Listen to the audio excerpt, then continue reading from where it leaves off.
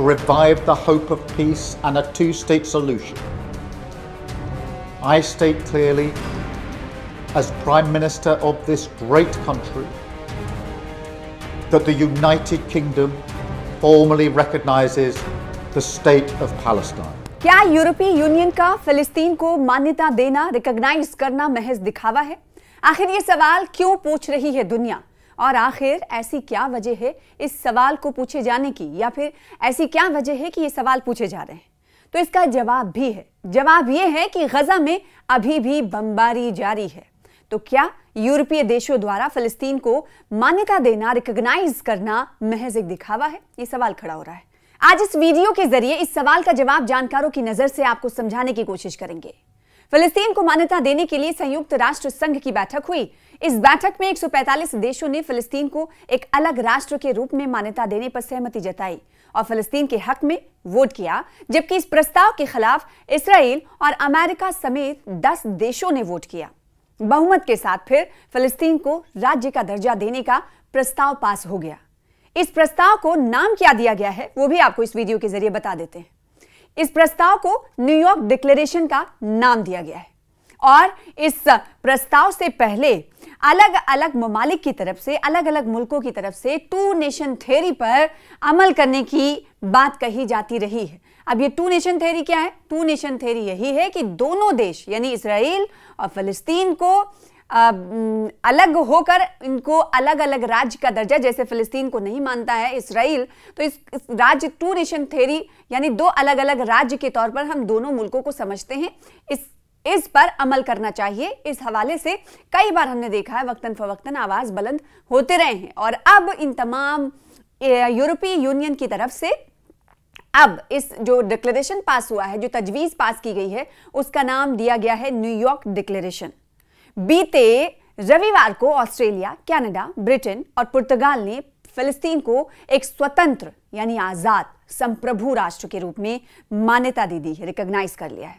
अभियान में यूरोप के अन्य देश भी शामिल हो सकते हैं, यानी सिर्फ तस्वीर यहीं तक नहीं होगी, तस्वीर और लंबी हो सकती है, फहरिस्त जो है, लिस्ट जो है लंबी हो सकती है, जो टू नेशन थ्योरी पर अमल करते हुए नजर आएंगे, यानी फिलिस्तीन को मान्यता देते हुए नजर आएंगे। फ्रांस और सऊदी अरब द्विराष्ट्र समझौते पर सामूहिक प्रेस कॉन्फ्रेंस करते दिखे। इन सब के बीच मिडिल ईस्ट पर नजर रखने वाले एक्सपर्ट का मानना है कि फिलिस्तीन को राष्ट्र के रूप में मान्यता देना सिर्फ दिखावा है, यानी फिलिस्तीन और गजा में जो इस वक्त बर्बरियत जारी है उसको लेकर पूरी दुनिया में जहां एक तरफ राय से एक कदम और आगे बढ़कर अब यह कहा जा रहा है कि दोनों मुल्कों के हवाले से हम ये फैसला ले रहे हैं कि फिलिस्तीन को एक राष्ट्र समझ रहे हैं। ये कोई बड़ा स्टेप नहीं है, ये सिर्फ और सिर्फ मुल्कों के द्वारा उठाया गया एक जो कदम है वो दिखावे की तरह है। ये कौन कह रहा है?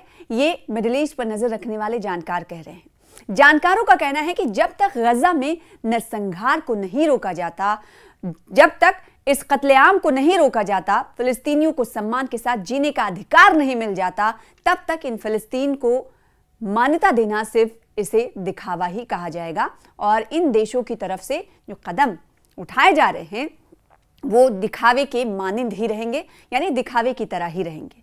यूरोपीय देशों द्वारा फिलिस्तीन को मान्यता देना सिर्फ एक दिखावा है, ये कहना है मिडिल ईस्ट पर नजर रखने वाले एक्सपर्ट का, और इस वीडियो के जरिए हम आपको बता रहे हैं कि आखिर वो क्यों ऐसा कह रहे हैं।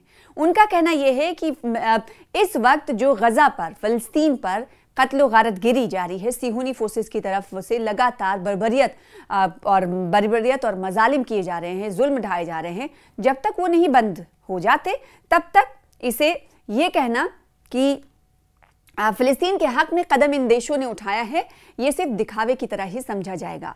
और साथ ही साथ इस पर एक्सपर्ट्स की एक और राय है, वो कह रहे हैं कि इस घटना पर अभी यूरोप देश के इजराइल के खिलाफ कोई गंभीर कार्रवाई नहीं दिख रही है, यानी जो यूरोपियन ममालिक हैं, EU है जिसमें 27 कंट्रीज शामिल हैं, इन 27 देशों की तरफ से इजराइल के खिलाफ फिर तो कोई कदम उठाया जाना चाहिए, जबकि ये देश ऐसा करते हुए नहीं नजर आ रहे हैं। यूरोपीय देशों की तरफ से ये कह देना कि हम 2 नेशन थ्योरी पर अमल करते हुए इजराइल के खिलाफ ये कदम उठा रहे हैं, फिलिस्तीन के हक में कदम उठा रहे हैं, उसे राज्य का दर्जा दे रहे हैं। लेकिन यहाँ पर ये बात काबिले गौर है कि इन देशों की तरफ से फिलिस्तीन के हक में कदम तो उठाए जा रहे हैं, लेकिन इजराइल के खिलाफ कोई कदम नहीं उठाया जा रहा है, कोई गंभीर कार्रवाई नहीं की जा रही है, कोई एक्शन प्लान अमल में नहीं लाया जा रहा है, कोई रोड मैप सामने नहीं है, और सिर्फ दिखावे के लिए फिलिस्तीन को एक राष्ट्र के रूप में मान्यता दे रहे हैं। जब पूरी दुनिया इजराइल के खिलाफ है और इंटरनेशनल सतह पर अलग थलग पड़ने के बावजूद इजराइल गजा में बमबारी कर रहा है। इजरायली हमलों में अब तक 65,000 से ज्यादा लोगों की मौत हुई है और लाखों लोग विस्थापित हो गए। अंतर्राष्ट्रीय स्तर पर इजराइल के खिलाफ कोई असरदार कार्रवाई नहीं हो रही है।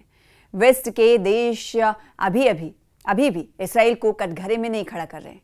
ये सारी बिंदु हैं, ये तमाम चीजें हैं, पॉइंट्स हैं जो ये दिखाती हैं कि यूरोप के ममालिक की तरफ से उठाया गया जो कदम फिलिस्तीन को राष्ट्र के तौर पर रिकॉग्नाइज कर लेना, मान्यता दे देना, वो सिर्फ और सिर्फ एक दिखावा है। कोई इससे ज्यादा ठोस कार्रवाई नहीं कह सकते, यानी इससे ज्यादा कुछ और नहीं है, सिर्फ दिखावे की तरह ही ये कदम लगता है। वहीं इजराइल के दक्षिणपंथी नेता और नेतन्याहू की सरकार में मंत्री हैं, इतमार बिन गिविर इनका नाम है, और बेजलेल स्मोट्रिच ने यूरोप के देशों द्वारा फिलिस्तीन को मान्यता देने पर अपनी सरकार को धमकी दी है। दोनों दक्षिणपंथी नेताओं ने नेतन्याहू सरकार से वेस्ट बैंक पर कब्जा करने की मांग की है। दोनों नेताओं ने धमकी दी है कि अगर नेतन्याहू ऐसा नहीं करते हैं तो वो सरकार से समर्थन अपना वापस ले लेंगे। तो ये तो एक बात हो गई सरकार के समर्थन को वापस लेने की, और दूसरी तरफ हम ये जानते हैं कि नेतन्याहू इस वक्त आलमी तौर पर अलग थलग होते हुए दिखाई दे रहे हैं। ऐसा क्यों? क्योंकि उनके घर में ही उन्हें इस वक्त प्रदर्शन का सामना है, एहतजाज का, विरोध का सामना है, क्योंकि जो हॉस्टेजेस हैं जिन्हें इस वक्त हमास ने अपने कब्जे में यानी यरगमाल बना रखा है, उन्हें कैद कर रखा है, उनकी सुरक्षा को खतरा बता रहे हैं। हॉस्टेजेस की जो फैमिली है लगातार सड़कों पर इसराइल में उतरते हुए दिखाई देती हैं, अलग अलग शहरों में, और ये तादाद कोई कम नहीं बल्कि लाखों की होती है। और इन्होंने सिर्फ सड़कों पर उतरकर ही प्रोटेस्ट नहीं किया, बल्कि उन मकामात का भी रुख किया जहां से उनकी आवाज़ और तेज तर हो, जैसे मिनिस्टर्स के घरों के सामने, मंत्रियों के घरों के सामने भी उन्होंने प्रोटेस्ट किया और ये मांग की कि जो हॉस्टेजेस हैं उन्हें छुड़ाया जाना चाहिए, और नेतन्याहू जिन्होंने वेस्ट बैंक पर फैसला लिया है इस पर कब्जा करने को लेकर, और साथ ही साथ जो कैबिनेट, सुरक्षा कैबिनेट की तरफ से जो तजवीज़ पास हुई है उसके खिलाफ इन तमाम लोगों ने उठ खड़े होकर इसराइल के वज़ीर आज़म PM को कहीं ना कहीं उनकी नींद को हिला दिया था और उनकी नींद हराम कर दी थी। तो ऐसा प्रोटेस्ट ऐसा है नहीं कि इसराइल के खिलाफ ये कम होता जा रहा है। दूसरी तरफ आलमी दुनिया में भी हम देखें तो वहां से भी एक्शन प्लान तैयार किए जा रहे हैं, लेकिन ये जो कदम है EU का, वो सिर्फ और सिर्फ कहा जा रहा है कि महज एक दिखावा है।